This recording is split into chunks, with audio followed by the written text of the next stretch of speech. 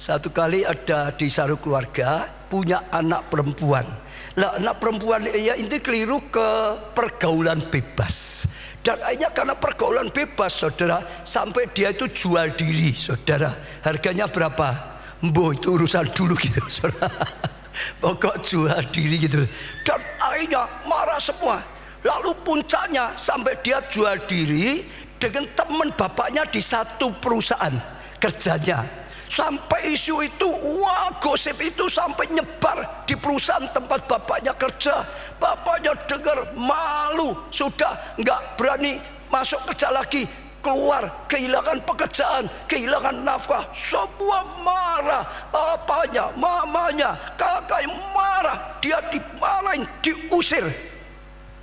Dia juga ketakutan, diusir, sudah tidak boleh di rumah lagi, saudara.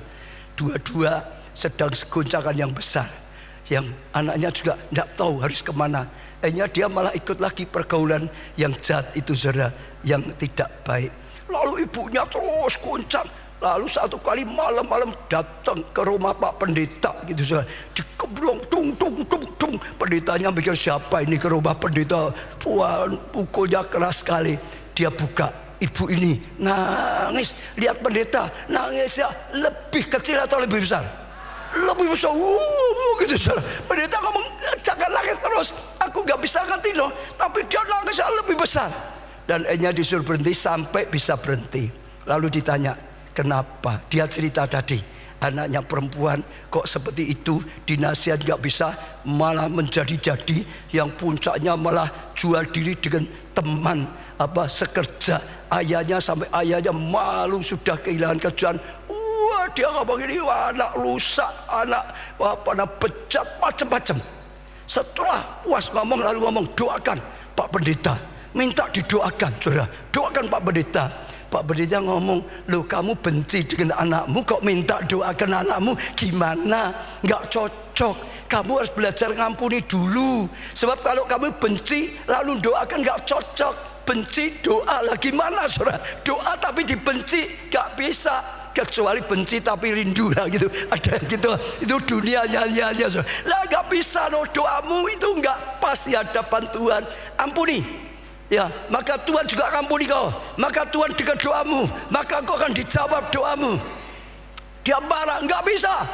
Anak rusak semua, nyakiti semua, hancurkan keluarga, sampai ya ayahnya kehilangan pekerjaan, lebih marah, disuruh ngampuni, lebih marah lagi. Tapi akhirnya pendetanya punya cara. Sekarang kamu duduk, tenangkan hatimu dulu. Sekarang tutup mata, bayangkan saja. Bayangkan bisa enggak, saudara? Bisa toh? Kalau hanya bayangkan bisa toh? Bayangkan Tuhan Yesus di atas kayu salib. Bayangkan saja. Lah kalau saudara bayangkan Tuhan di atas kayu salib. Lalu sedang ya Tuhan berkorban segalanya. Anak perempuannya ini datang tersungkur di bawah kayu salib, nangis, minta ampun pada Tuhan. Saudara, janji bertobat. Saudara, anak itu gitu.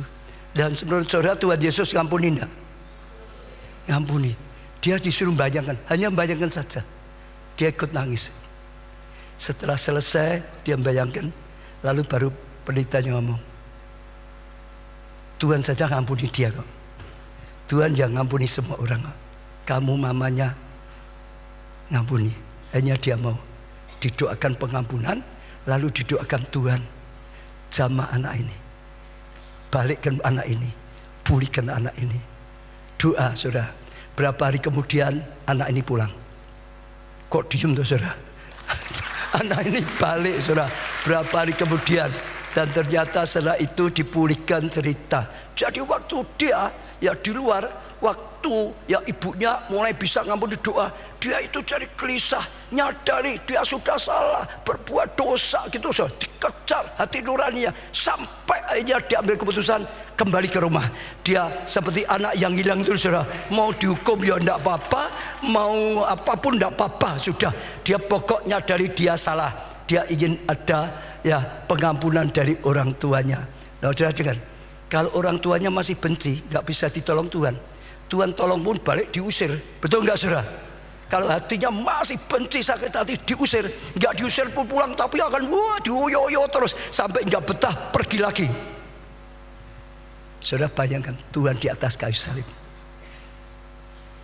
Dia melihat kita manusia, hidupnya hancur.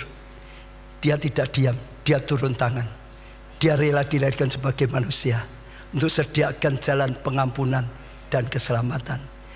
Dia melihat, dia mendengar apa yang sedang mengguncangkan hatimu karena perkataan-perkataan, karena media atau apapun. Dan dia merhatikan kau, dia peduli. Kalau saudara mau datang pada Tuhan, rendahkan hati, percaya pada Tuhan. Saya jamin, kalau saudara berjalan yang benar, hari ini hari pemulihan bagi saudara.